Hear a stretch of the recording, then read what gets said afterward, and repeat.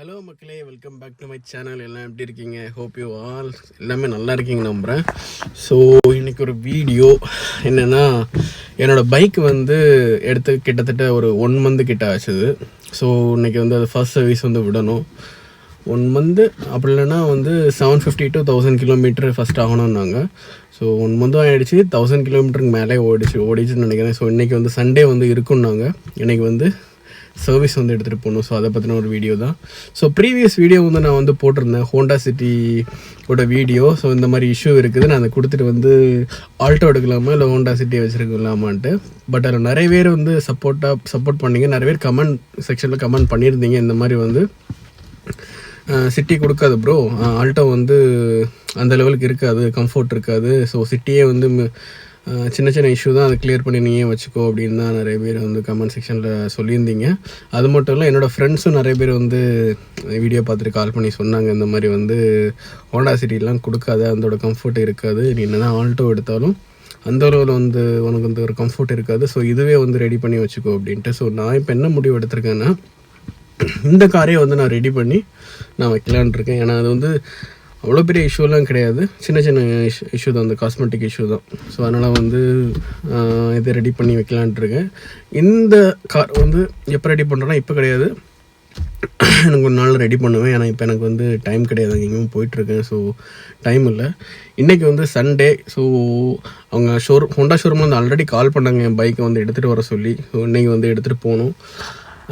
Free service தான், ஆனால் engine oil நான் பே பண்ணணுமா. எவ்வளோன்னா 600 rupees அந்த இன்ஜின் ஆயில், சிந்தட்டிக் ஆயிலாம். ஆனால் சிந்தட்டிக் ஆயில் 600 125cc, எனக்கு தெரிஞ்சு 600 வருதோ எனக்கு டவுட்டு தான். நான் வெளியில் 2-3 கடையில் கேட்டு பார்ப்பேன், இந்த மாதிரி சிந்தட்டிக் ஆயில் எவ்வளோ வருது அப்படின்ட்டு. மேபி வெளியே கம்மியாக இருந்ததுன்னா நான் இன்ஜின் ஆயில் மட்டும் நான் வெளியே சேஞ்ச் பண்ணலான் இருக்கேன். மற்றபடி எல்லாமே பார்த்திங்கன்னா ஷோரூமில் என்ன பண்ணுவாங்க, ஜென்ரல் சர்வீஸ் பண்ண ஒரு வாட்டர் வாஷ் பண்ணுவாங்க, அதான் பண்ண போகிறாங்க ஃபஸ்ட் சர்வீஸில். ஸோ அவ்வளோதான். ஸோ இன்றைக்கி அதை பற்றின ஒரு வீடியோ தான். ஸோ நான் பைக்கு காட்டுறோம் வாங்க. ஸோ கைஸ், இந்த பைக்கில் ஒரு மேஜரான ஒரு நெகட்டிவ் திங்னு நான் எதை சொல்லுவேன்னா, ஒரு 3 ஐட்டம் இருக்குது. ஒன்று என்னென்னா, இதோட சஸ்பென்ஷன். இந்த பைக் வச்சுருக்க எல்லாருக்குமே தெரியும் இந்த சஸ்பென்ஷன் எவ்வளோ ஹார்டாக இருக்குதுன்னு. பட் எனக்கு பர்சனலாக இது கொஞ்சம் ஹார்டாக இருக்குது, மற்றவங்களுக்கு எப்படின்னு தெரியல. பட் இந்த சஸ்பென்ஷன் ரொம்பவே ஹார்டாக இருக்குங்க, இதை நான் நோட்டீஸ் பண்ணேன். அப்புறம் இந்த ஹோண்டா பைக்கை நான் வாங்கும்போது ஆல்ரெடி நான் ஒரு வீடியோ போட்டிருப்பேன், அதாவது புது பைக் எடுத்திருக்கேன் அப்படின்னு ரிவ்யூ போட்டிருப்பேன். பட் எனக்கு அந்த டைம் அந்த கியர் ஷிஃப்டிங் இஷ்யூ கிடையாது. ஓகேங்களா, நான் இப்போ ஒரு 129 சம்திங் கிலோமீட்டர் ஓட்டியிருப்பேன். பட் அந்த டைம் எனக்கு கியர் ஷிஃப்டிங் அவ்வளோ கிடையாது. பட் இப்போ நான் ஓட்டுறேன். ஆக்சுவலாக ஒரு 180-200 கிலோமீட்டர்ஸ் தாண்டி ஓட்டினதுக்கப்புறம் நான் ஃபேஸ் பண்ணக்கூடிய ஒரு இஷ்யூ என்னென்னா, அந்த gear shifting issue. I think இந்த மாடலில் எல்லோரும், நான் யூடியூப்பில் அப்புறம் செக் பண்ணேன், அப்புறம் தான் தெரியுது நிறைய பேருக்கு இந்த இஷ்யூ இருக்குது. அது எதனாலும் தெரில. 2025 மாடலில் அவங்க கிளியர் பண்ணியிருக்காங்களா என்னென்னலாம் எனக்கு தெரியல. மேபி அந்த இஷ்யூ அப்படி தான் இருக்கான்னு தெரியல. ஸோ இது ஒரு மேஜர், இது ஒரு நெகட்டிவ் திங். இன்னொரு நெகட்டிவ் திங் என்னென்னு பார்த்தீங்கன்னா, பிரேக்கிங். இதோட பிரேக்கிங் சிஸ்டம் இருக்குது. ஆக்சுவலாக நான் எடுத்து பார்த்திங்கன்னா ட்ரம் வேரியண்ட் கிடையாதுங்க, டிஸ்க் வேரியண்ட். ஓகேங்களா, இந்த டிஸ்க் வேரியண்ட் பிரேக் பார்த்திங்கன்னா சத்தியமாக சொல்கிறேன், இது டிஸ்க் பிரேக்கா இல்லை ட்ரம் பிரேக்கானே தெரில. எனக்கு இது பார்த்திங்கன்னா ட்ரம் பிரேக் மாதிரி தான் இருக்குது. ஓகேங்களா, ஏன்னா இது ஒரு ஷார்ப்னஸ் இல்லை இந்த டிஸ்க் பிரேக்கு. இங்கே பாருங்கள், மற்றபடி ஒரு டிஸ்க் பிரேக் நம்ம ஒரு இத்தனை கிலோமீட்டர் ஸ்பீடில் போயிட்டுருக்கோன்னா, இப்படி பம்ப் பண்ணால் இப்படி சிங்கிள் அந்த ஃபிங்கர்லேயே நம்ம இப்படி பிடிச்சோன்னு வச்சுக்கோங்களேன், அது கொஞ்சம் ஸ்டாப் ஆகிற தெரியும். ஓகேங்களா, ஒரு ஷார்ப்னஸ் இருக்கும். ஆனால் இந்த பைக்கில் பார்த்திங்கன்னா அந்த ஷார்ப்னஸ் கிடையாது. எனக்கு இந்த பைக் ஒரு ட்ரம் பிரேக்கு பிடிச்சா எப்படி இருக்கும் அந்த மாதிரி தான் அந்த ஃபீல் கொடுக்குது. ஒரு டிஸ்க் மாதிரியே கிடையாது. ஸோ இது ஷார்ப்னஸ் கிடையாது. இந்த பைக்கில் ஓவர் ஸ்பீடெல்லாம் போகாதீங்க. ஏன்னா இது பர்சனல் அட்வைஸ். இந்த ஸ்பீடில் ஓவர் ஸ்பீடெலாம் போனீங்கன்னா உங்களுக்கு கண்ட்ரோல் கிடைக்காது. மற்றபடி இதில் ஒரு பாசிட்டிவான இது என்ன இருக்குது அப்படின்னு நான் சொல்லுவேன்னு பார்த்தீங்கன்னா, மைலேஜ். நீங்கள் ஒரு ஃபேமிலிக்குன்னு ஒரு பைக் பார்க்குறீங்கன்னா 100% இந்த வண்டி நீங்கள் சூஸ் பண்ணலாம். பர்சனலாக சொல்கிறேன், மைலேஜ் வேறு லெவல்.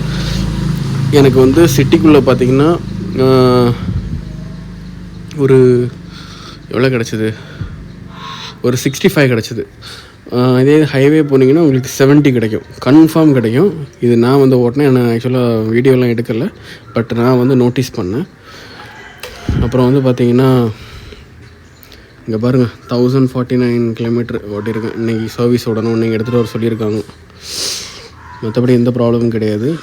அந்த கியர் ஷிஃப்டிங் இஷ்யூ, பிரேக்கு, பேக்கில் அந்த சஸ்பென்ஷன், இதுக்குள்ள தான் ப்ராப்ளம்.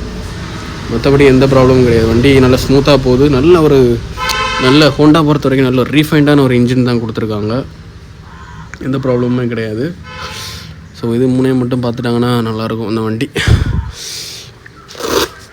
இதில் புக் இருக்குது, சர்வீஸ்க்குள்ளே ஒரு புக் இருக்குது, இந்த எடுத்துகிட்டு போகணும். இல்லை ஃபர்ஸ்ட் சர்வீஸ் 1000 கிலோமீட்டர் அப்படின்னு வந்து மென்ஷன் பண்ணியிருப்பாங்க, அதை அவங்க பார்த்துப்பாங்க. ஓகேங்களா? இன்றைக்கி வந்து சர்வீஸ் தான் எடுத்துகிட்டு போகிறேன். வண்டியை பாருங்கள் எப்படி இருக்குன்ட்டு. இது வந்து எங்கள் ஊரில் வந்து எப்போ மழை பெய்யுது எப்போ வெயில் அடிக்குன்னு தெரில. நேற்று நினைக்கிறேன், நேற்று லைட்டாக மலைத்தூரல் போட்டுது. இங்கே பாருங்கள், இனி எப்படி பார்த்தாலும் இன்றைக்கும் வாட்டர் வாஷ் பண்ணி தான் கொடுப்பாங்க. இன்றைக்கும் அவ்வளோதான், ஒரு நாள் 2 நாள் நல்லாயிருக்கும். அதுக்கப்புறம் பார்த்திங்கன்னா ஃபுல்லாக சேராகிடும். ஓகேங்களா? ஸோ நெக்ஸ்ட் நம்ம வந்து ஷோரூம் போகிறோம். ஓகேங்களா? ஷோரூமில் பார்ப்போம்.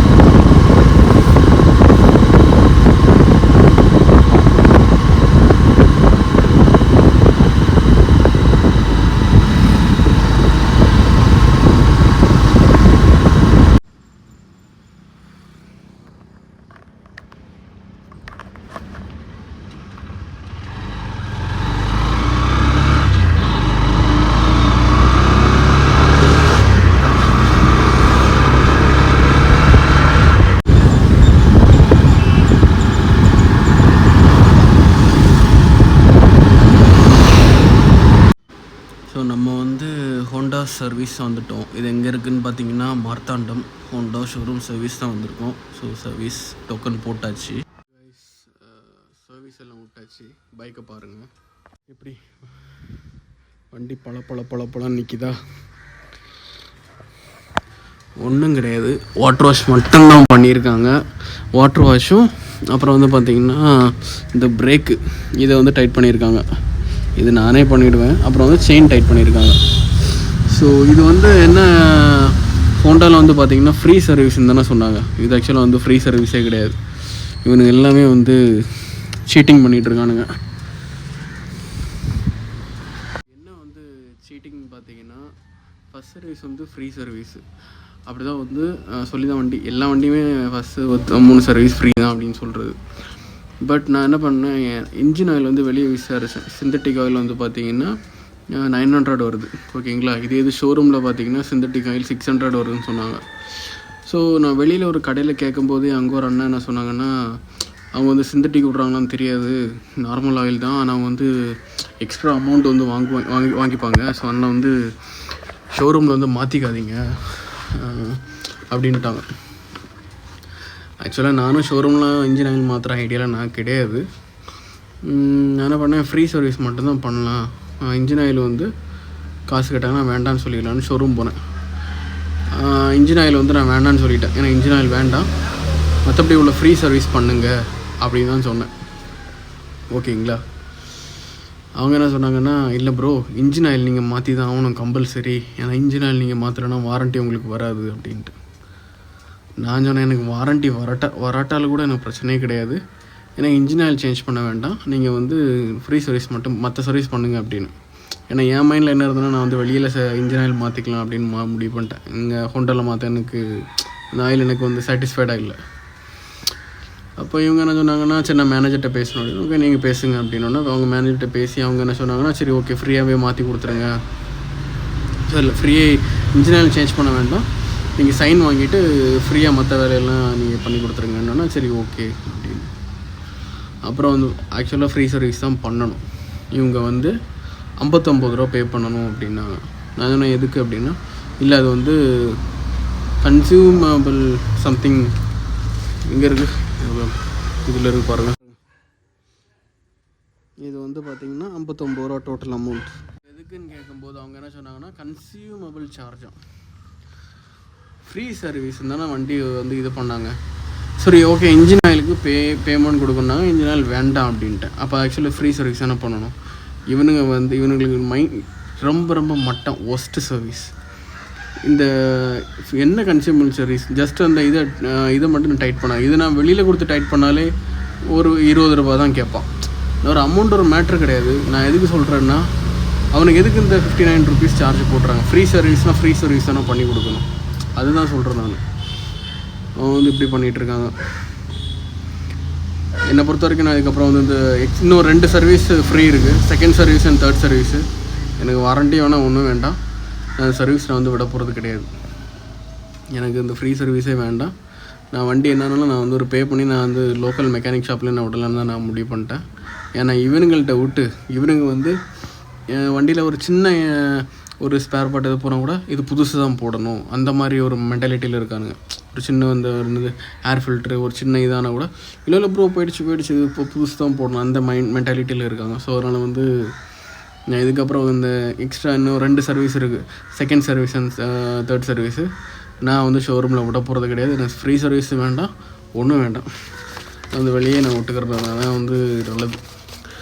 இவனுங்க விட்டு தேவையில்லாமல் சார்ஜை போட்டு நல்லா இருக்கிற வண்டி அது போயிடுச்சு இது போயிடுச்சுன்னு போட்டு பில்லை போட்டு எனக்கு தெரிஞ்சு அவங்களுக்கும் எனக்கு தெரிஞ்ச டார்கெட் இருக்குன்னு நினைக்கிறேன். இவ்வளோ அதாவது வந்து சர்வீஸ் வந்து இவ்வளோ அமௌண்ட் வரணும் அப்படின்னு ஒரு டார்கெட் இருக்குன்னு நினைக்கிறேன். அதனால தான் அவனுக்கு ஒரு சின்ன இதனால கூட எல்லாத்துக்கும் பேமெண்ட்டு அமௌண்ட்டு அப்படி இப்படின்னு சொல்லிகிட்டு இருக்கானுங்க.